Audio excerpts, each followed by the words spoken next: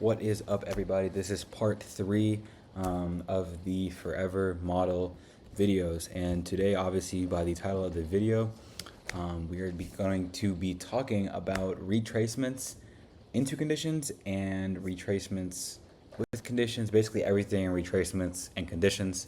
I don't know if y'all can hear the rain right now, but it's like beautiful. It's like, bro, this is a perfect setting to make a video. But yeah, we are going to be talking about retracements and conditions. And this is basically, I like to do everything in order, right? So we just went through liquidity. We went through all of that. We shouldn't have anything else on liquidity. And now we are going to be focusing on the retracements, which is going to be basically taking us in a way and delivering us to our draws and liquidity. But yeah, we're going to get right into it. So we're going to start off basic, right? We're going to be saying, what is a retracement? Okay. A retracement is a candle or a set of candles that come up, down, prior to the displacement out of it. Displacement out. So what is a retracement? A retracement is a candle or set of candles that come up or down prior to the displacement out of it. Displacement is the reaction that we get out of it, right? So if your candles are displacing up, that means your candles are moving upwards. If your candles are displacing down, your candles are moving downwards. It's pretty simple. It's just another word for basically movement of the candles, but displacement sounds better, honestly, and it is like the technical term. But yeah, a retracement is a candle or a set of candles that come up or down, depending if you're bullish or bearish, prior to the displacement out. So we're going to go ahead and draw it out for you guys so you guys can see what I am talking about. Okay, and then we're going to have another example. Okay, boom, boom, boom, boom, boom. Okay, so a retracement, right? The displacement, again, the displacement is what we are doing. So if we are going upwards towards a draw on liquidity, we are displacing up, right? So let's draw our little draw on liquidity lines. Let's have our line right here. Why do I feel like I'm not recording? Okay, and then let's draw our line right here. Boom.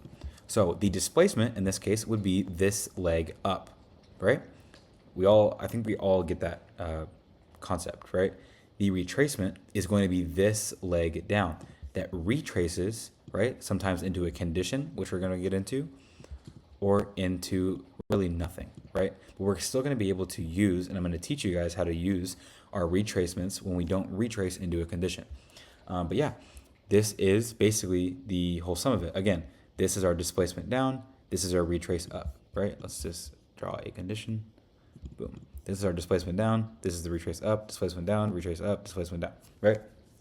So boom, we understand what displacement and a retracement is, right? Displacement is the move that's taking us towards the draw on liquidity, and a retracement is the leg down before the displacement out of it. But yeah, that is basically summing up a retracement, right? So now we're going to talk about a condition. So what is a condition? Let's move everything here. I don't even think we need, actually, yeah, we'll still use them. A condition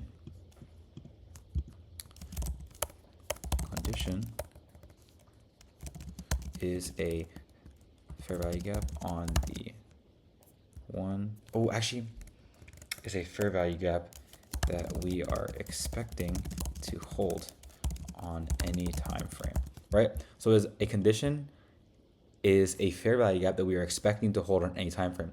And I like to tell everybody this when I am teaching them, that you need to expect every condition to hold until it doesn't, right? So if you are in a 5-minute time frame, right, and a 5-minute gap forms, you need to expect that condition to be held if it gets a retracement into it, right? Because we want to expect every single confluence that we have to work. Why would we sit here and expect something to get inverse or something to not hold or something like that, right? Expect every condition to hold until it doesn't, right? So a condition is a fair value gap that we're expecting to hold on any time frame. So if we are looking for an entry and we are on the 1-minute time frame and we are getting 1-minute gaps, a fair value gap is our condition, right? If this condition holds, then we can take the trade, right? We want to use an if-then scenario. So we're gonna type that out actually, because that's very important. Use an So an if-then scenario, basically, you can hold yourself to a point where you can see if things are working for you. So let's say we're in an hourly time frame. If this hourly gap holds and we go lower, then I can target the lows. Let's say we're bullish. If this bullish gap holds and we tap into it and we go higher, then I can target the highs. You always want to use an if-then scenario while trading, no matter what. Whether you're using conditions, whether you're using order blocks, breaker blocks, whatever, right? Whatever your confluences are, you always want to use an if-then scenario because you can narrow it down to one option, right? If your confluences hold, then price should expect to go to your draw on liquidity. That is why draw on liquidity is so important. Again, why it was literally the first topic in this whole model, what is it called? Boot camp? I don't fucking know. Model series, right? But yeah, a condition is a fair value gap that we are expecting to hold on any time frame. Use an if-then scenario, right? So, what time frames are we looking to use conditions on? Right? So again, the exact same time frames that we used to, let's move this up here. The exact same time frames that we used, right, on the previous video where I was talking about 1 hour, 4 hour draws on liquidity, we're gonna do those, right? And then we're gonna add our entry time frames. So our entry time frames are gonna be the 15, the 5, and the 1 minute time frames. Specifically, for like actually entering the trade, we want to look on the 1 minute time frame. But for looking and scouting out our conditions, we want to be on the 5, the 15, and the 1 minute time frame. So, what time frame are we using to, or are we looking to use conditions on? We are going to be using, okay, for our bias, we are going to, dude, I suck, to be using the high time frame draws, or high time frame conditions, which is the 1 hour and 4 hour gaps, right? And again, we need to expect every condition to be held until it doesn't. I know some of you guys may be thinking, what if there's a gap on the high time frame that we haven't tapped into and we are still displacing in the direction that we expect the gap to hold? Well, if we are displacing past that gap and we don't look like we're going to run into it, then we don't even need to use it. There's not always going to be a perfect retrace and flip, right? Sometimes we're going to go without the retrace. Sometimes we're going to go and not flip, right? There's going to be certain situational things, and you just need to be able to understand when we're going to use them and when we're not going to use them, right? But yeah, for our bias, which is very important, I wonder if I can highlight this. I probably shouldn't click anything. For our bias, we're going to be using the high time frame conditions, which are the 1 hour and the 4 hour gaps. Now for our entry points,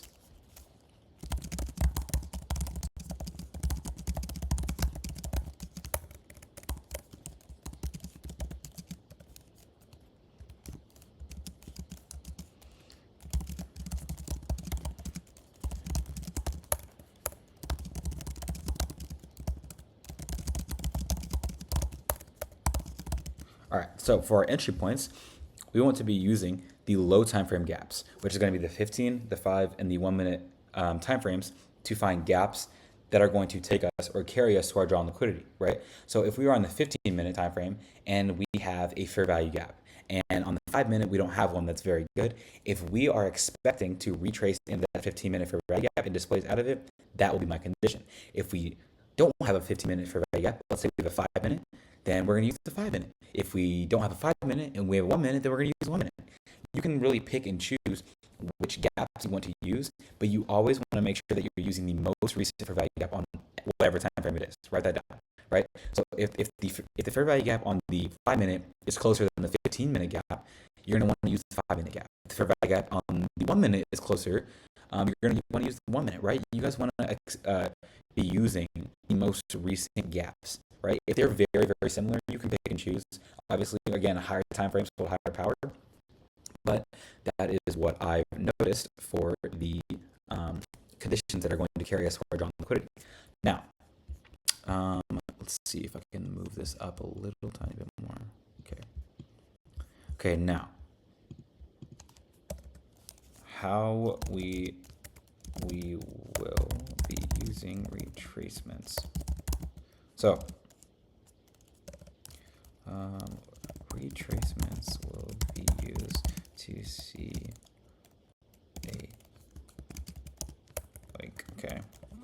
pullback of the market. Dude, these, like, hold up. I'm cooked. Pullback of the market and the displacement out of it. So the retracements will be used, right?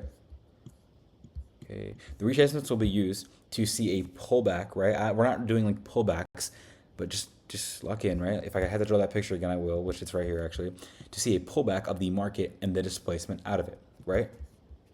So if our pullback, right, is decent and our displacement is stronger, that's a very good sign. You always, always, always want to see your displacement being stronger than your retracement 100% of the time, right? Because if you have a very, very strong retracement, right, how do we know that the market did not just get control taken, right? How do we know that the sellers in this point aren't in control now, right?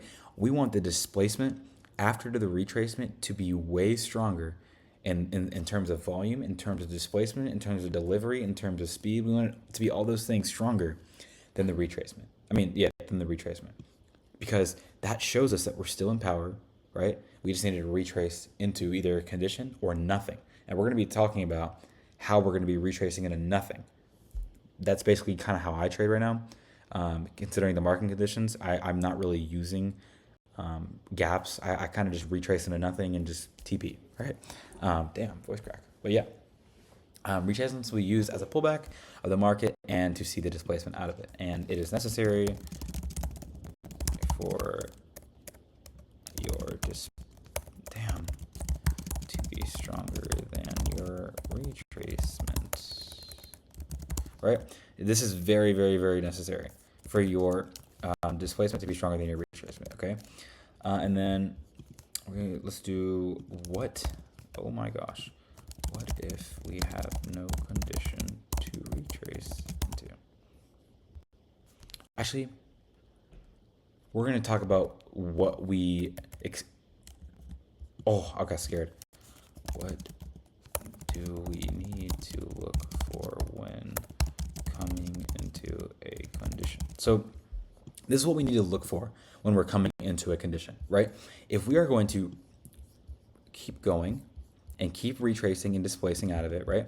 If we retrace into a condition, we want the flip to have very, very strong volume, right? This is not a thing that I've heard a lot of continuation traders talk about, but what I've noticed in my trades, some of you guys are on Top Step, some of you guys are on TradingView, you're going to realize why that's important in a second. What I've noticed in my trades, when we are retracing into a condition, the trades that play out more are the ones when the candle out of the flip, right? So out of the retracement, the displacement candle that's taking me to my draw on liquidity, when the candle prints quicker and stronger, it is way more probable, right? Even if the candle were to look the exact, I don't know if y'all saw that. Even if the candle were to look the exact same, if one of them prints stronger and faster, it is way more likely that it wants to run to our draw on liquidity, because there are buyers or sellers in that leg that are pushing price to a certain point and they want it to go to that point, and they just have all this money that they're putting in the market. So the volume of your displacement is very, very important, especially if you're looking to carry yourself into a draw on liquidity, right? If you come out of a condition and your volume is super poor and super choppy, you don't want to be entering those trades. You want to be entering the ones where the displacement is super, super strong, because that is the ones that will take us to your draw on liquidity. And yeah, that's basically how we're going to be using, or what we're going to be looking for when coming into a condition. So we want to have strong volume, fast printing candles, and good displacement.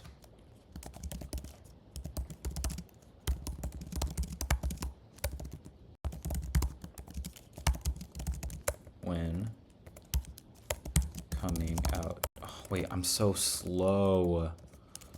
Coming out of a condition.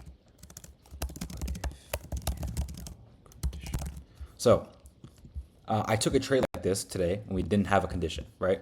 So I had no condition in my trade for today. I think it was in my recap. There was no fair value gap or anything. I literally took it off of, or there was some logic, well, there is logic behind it, but for the sake of this, right, being about conditions and retracements, dude, this is really annoying me.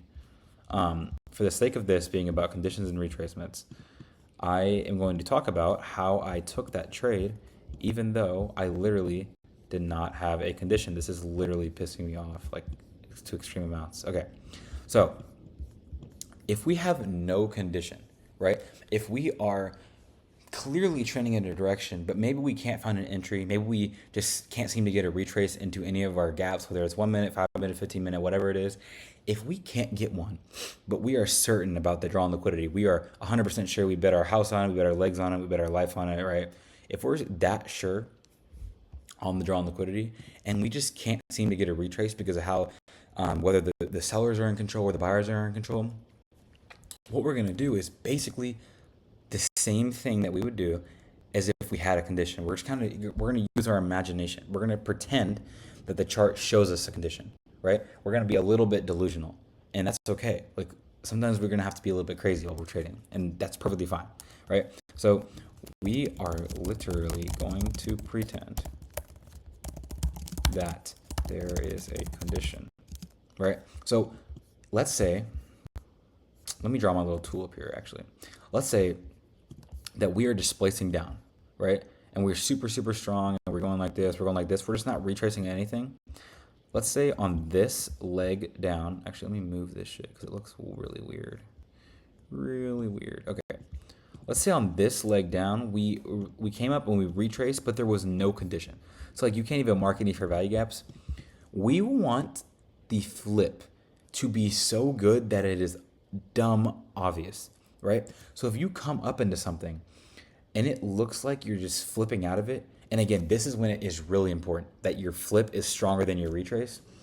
If you are using no condition, your flip is stronger than your retrace, and you are trying to still continue to your draw on liquidity, your displacement needs to be stronger than your retracement, right? That is very, very important, especially when not using a condition.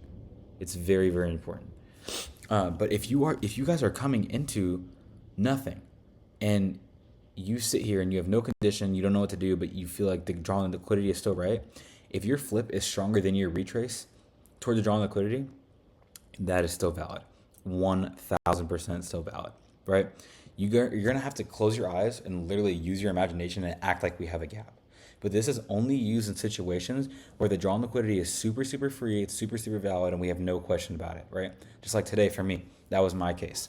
But yeah, this is literally going to be like a last resort cause because most times we will retrace into a condition. And if we don't, then the trade probably isn't good unless it's exactly what I'm talking about. But yeah, you are literally just going to look at the chart with delusion. Like if you look at the chart with no condition and you see a retrace and a flip towards your draw on liquidity and it's very strong and good, take the trade, right? Especially if you're very, very confirmed by your draw on liquidity, take the trade. You need to pretend that there is a condition on your screen, and that is not bad at all. It is literally just doing the exact same thing but without a condition because we don't always need conditions, right? The way that I've been trading recently, I haven't used a condition at all, right? So this is exactly what you need to be doing. This is literally everything about conditions and retracements that I think that you guys would ask. These are the most important things that I have. Make sure you guys write everything down. Let me see if I can zoom out a little bit. Fuck, it's not going to be able to. But yeah, make sure you guys write everything down because this is very, very, very important. You literally just, this last part is the most important. You literally just need to pretend that there's a condition on your screen. And that is just, this is my take. Like I do that and it works every single time. But yeah. I hope you guys were able to learn something from this video. I hope you guys are able to learn something from every video that I've been posting recently. And if you guys, again, have any questions, let me know in the comments down below. Let me know in the Discord. And yeah, if you guys are not already in my Discord, go ahead and go in that bio, go on the link in my bio, click the link, and then there is a giveaway at the top of the Discord server for a free 50K account for any prop of your choice. But yeah, let me know if you guys have any questions, and I will see you guys in the video in about 10 minutes because it's going to be a psych video.